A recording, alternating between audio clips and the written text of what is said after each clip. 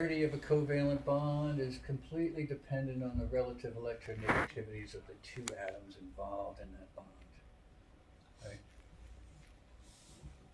And we put numbers on those differences already. Amino acids, subunits that make up the protein, also have polar bonds which can allow them to interact with water, but also interact with themselves.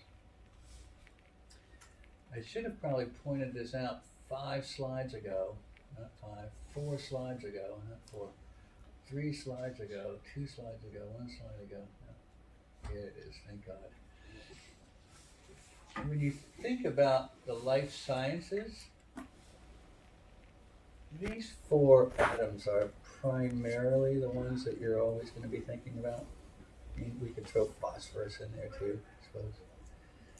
Hydrogen, carbon, nitrogen, and oxygen. Certainly that's all you'll need to think about for the next 3 weeks. And so you might want to think about those different electronegativities and kind of put each one of those atoms together with either themselves or with their neighbors, because they can form bonds with every single one of them. And we already know that this one's polar, this one's weakly polar, and this one's non-polar, and obviously this one's non-polar. Carbon-carbon, non-polar. Carbon-nitrogen, very, very weakly polar. I would consider it non-polar. Carbon-oxygen, polar. And then nitrogen, you've already paired up with everybody above it, so then it's just nitrogen and oxygen, and that's a weakly polar bond. And you will never see a nitrogen-oxygen bond in this class. So when you spend your 3 hours this week thinking about the lecture, which is about as much time as you should put into thinking about the lecture, try to commit these numbers to memory, or at least remember which bonds are polar and which bonds are not polar, because that's going to serve you well. This is the recurring theme that we have to think about all semester long, is the polarity of bonds and what that allows those atoms to do. And you're going to be amazed at what they can do. Okay, 2:13. What time does this class end? 2:15? 2:30. Holy mackerel, huh? We're going to talk about side chains. I know you've seen these, but we are today picking the ones that we must commit to memory. There must be one from this group. There's 4 groups. We're going to pick one from each group, and it's never going to be the simplest, but it's never going to be the most complex. We can choose between aspartic acid and glutamic acid. These are really important because they contain full negative charges on their side group. So if you think a partial negative charge is capable of doing things, a full negative charge is capable of doing even more. So which one do you want to pick? The aspartate or the more complicated glutamate? And notice that the only difference is the number of carbons in the chain. This one has 1 more, otherwise they're identical. Huh? Okay. I say we learn this one. Oh. Except I just drew through it. Let's agree that we will memorize the structure of the side group aspartate. We need to know the structure of every amino acid. So when we think about memorizing side groups, it's only the identity of R that we're thinking about. Yeah. You need to know the D for it, or just the ASP? I'm going to ask you to draw the structure of aspartate. Well, for labeling, I wasn't sure if you want it. I don't care, because I understand them all. I know that you can say aspartate. I know that you can say aspartic acid. I know you can define it as ASP or D. I'm familiar with all of those designations. You can use any one you want. But that then means I can use any one I want. Draw the structure of D. And then this is not the answer. Right? So you get it? Structure of D. Melissa, do you get it? Marissa. Melissa, now, from now on. Sure. I have a quick question. So on tests or quizzes, do you give out any bonus questions? Like, for example, if we are supposed to learn aspartic acid, would you give out a bonus question for glutamic acid? No. Okay, so just strictly the ones that we have to know. Go ahead, don't waste your time All right. memorizing other things. Okay. Do it if you want, but Nope. you'll never I'll see leave it on that an to you. exam. Okay, good. Next one. Basic side chains. So those were acidic side chains because they had acidic groups and they were negatively charged. These are basic side groups because they have bases associated with them and therefore positive charges. Now we've got a choice between lysine, arginine, and histidine. I'm going to rule out histidine because I don't remember its structure. It's complicated. It's got that box thing and charge is weird. So we're going to then choose between lysine, which I recognize Emma as Lys or K, and arginine, which I recognize as Arg or R. So, which one? Peter, you can pick. Is there a Peter in the room? Anyway. No. Alexandra. Is there an Alexandra in the room? Michael. Really? These are all pretty common names, right? You could try Justin. for Melissa. Melissa, there is no Melissa, it's Marissa. Joel, Jared, Joshua, Kathy, Mary, Nancy, Barbara, Ellen, Simone. Those are boomer generation names. What names? They're names like boomer generation names. Yeah. Alan? No, give me a name. Who has a name? I don't No, none of us. You have a name? Huh? Max. Max. Let me guess how you spell that. M-A, everybody would think it's an X, but I don't think it is. I don't think it's that though either. That doesn't sound. Oh my god. Max. You got it, yeah. Which one did I get it with? M-A-K-S. Are you sure? Yeah. Max. Which one do you want to pick? Go with lysine. It's a bit simpler. Lysine. Okay, good. I'm going to circle that one. That's a little. I'll commit that to memory. Those are really powerful because not only are they polar, but they are charged. Okay, awesome. The non-polar side groups. Now, let's just look at one example. Here's the side group for alanine. It comes off the alpha carbon to another carbon, and then it's got 3 hydrogens.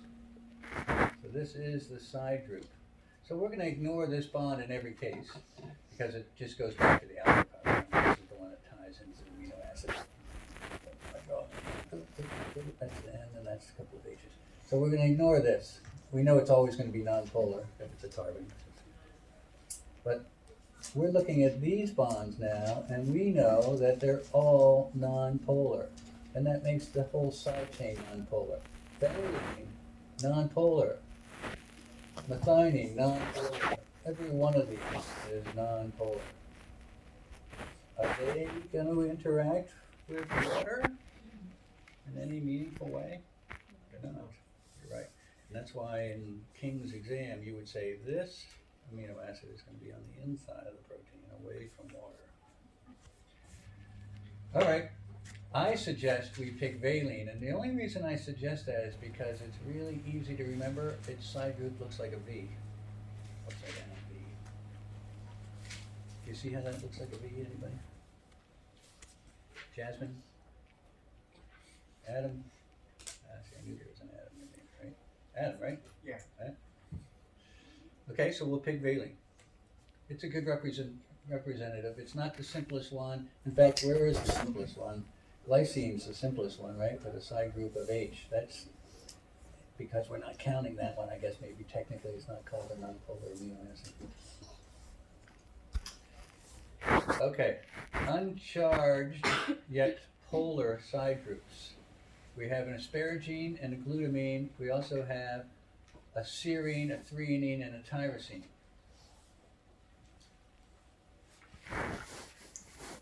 Why are they uncharged? Well, because there is no charge on any of them. They're not strong enough to either donate or accept a proton from someone else. But they are polar. I would suggest we take serine because it is in fact the simplest of all. I'll draw its side group here since it's blocked by that stupid board. This is the side group for serine. The carbon filled out with its hydrogens with a hydroxyl group on the end. Why is it polar? Because this bond is polar and so is this one. Based on our differences in electronegativities, yes?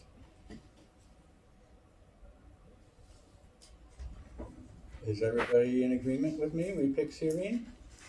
That's right, good. So those will be the 4 side groups that you will commit to memory.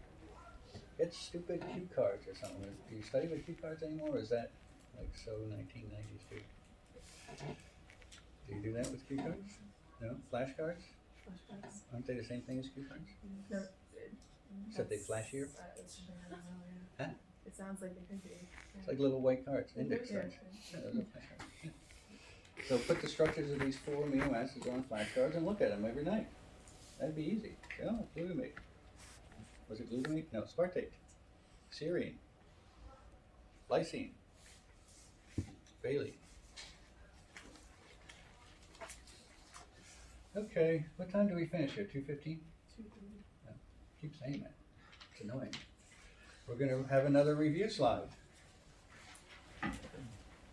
Amino acids contain both polar and nonpolar bonds. That's something new. And their side groups can be polar, nonpolar, and charged, allowing all sorts of interactions with themselves and with water. Okay? Some of the strongest bonds in a protein structure are formed by these charged side groups. So we'll get to looking at that later.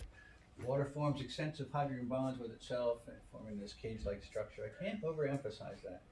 So we started our story with water, looked at the bonds involved in forming that water structure, understood that they were polar and why, and what that meant, and what it allowed it to do. Now we're seeing that those same types of polar bonds are present in amino acids. Not just in the side groups, but also at every amino group and every carboxylic acid group.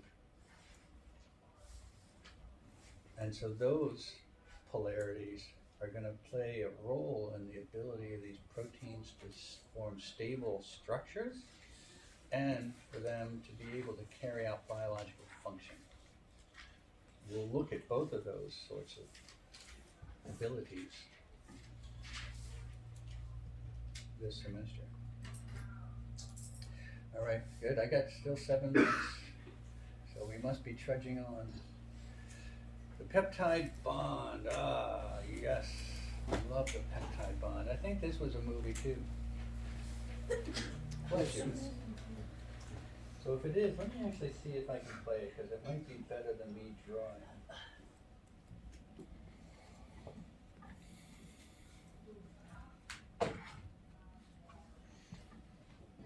So here I have 2 amino acids drawn on this board, and I put in all the partial positive and negative charges, and we're going to watch how one amino acid forms a bond with another, understanding that this occurs inside the ribosome, and it's actually carried out by RNA that's in the ribosome. You guys are familiar with ribosomes, right? You know what they are. You've talked about them a little bit. Okay, good. So they are massive machines inside the cell that have one function, that is to tie amino acids together. And if we look at these, now I can't draw while we're in this screenshot mode, so I'll have to walk you through the idea. But you should be able to see, let's see, does this work? I'm pointing it at myself. So here's an amine group, right? And I've highlighted the extra electrons that are on the nitrogen. And here's a carbon group. And what we can see is maybe these aren't the biggest green and red circles of these 2 atoms, but in the ribosome, these two groups are side by side and positioned so that those opposite charges are very, very close to one another. And so what happens is these electrons from the nitrogen attack the back of that carbon, trying to form a covalent bond with it. Well, if we abide by laws of chemistry which say that carbon can only have 4 bonds at one time, then we know if there's going to be a formation of a new covalent bond with the carbon, there has to be dissolution of one. And the one that comes off is the carbon-oxygen bond. That's the one that's most strained anyway, because most of the electrons are hanging out by the oxygen. So it's easy to break that one. And so that's what happens. And that gives that oxygen even more negative charge, which allows it to then interact with this hydrogen and steal it. Remember, nitrogen doesn't want 4 bonds anyway, it likes 3. Oh, I went backwards. And so that hydroxyl group leaves one amino acid, steals a hydrogen from the amine group of the incoming amino acid and forms water. That allows this bond to form and leave all of the atoms that are participating in that bond happy with their the number of atoms that they're bound with. And so that forms this peptide bond. And you can recognize the peptide bond even if I didn't highlight it. I'm about to. It's right here.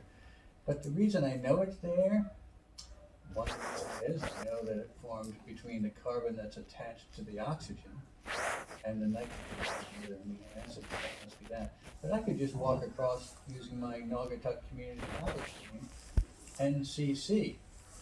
Well, the N is one end of an amino acid, and the second C is the other end. And so Naugatuck Community College, then this must be the new bond, because there's another Naugatuck here. So this is my newly formed peptide bond. And I could put all the charges back on the atoms that I want. And here's the important thing that I want you to take away as we're finishing up, is that when I look at a single amino acid, I have an amine group and I have a carboxylic acid group.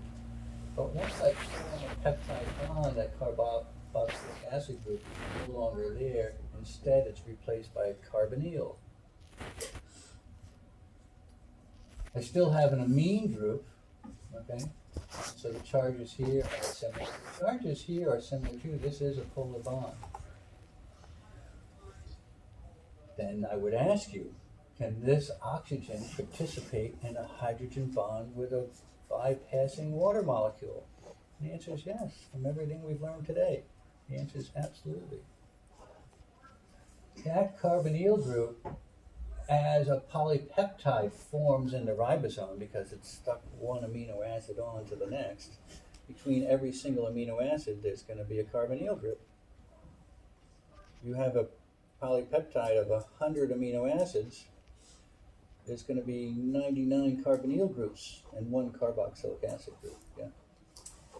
Each one of those carbonyl groups is capable of forming hydrogen bonds with something, anything that has a partial positive charge on it. Well, the same could be said of these amine groups that are formed from that covalent bond. We had an amine group as an amino acid, but it's still an amine group. It's still got a polar bond.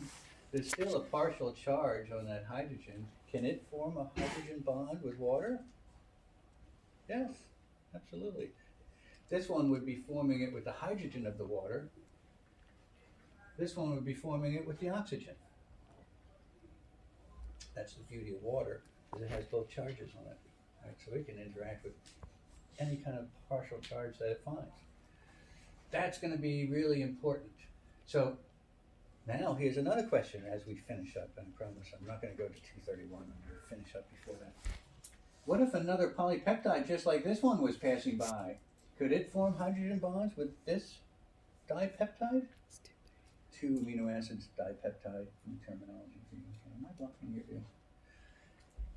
If I had another one like this, passing by right here, could it form hydrogen bonds? Tracy? Rachel? Like the girl on Friends, right? The answer is yes. If this hydrogen was close enough to this oxygen, hydrogen bond, yes?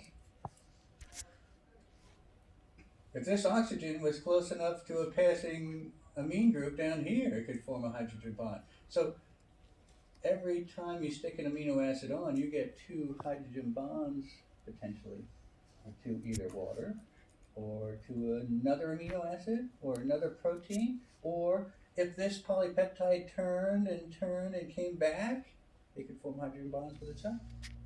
No? Yes, no? James? Peter? Way? No way. Yes? All right. We've learned something today. I dragged you through water. You already knew about that. I dragged you through polar bonds. You already knew about that. But this is the theme. We're going to build on this every single lecture for the next 3 weeks.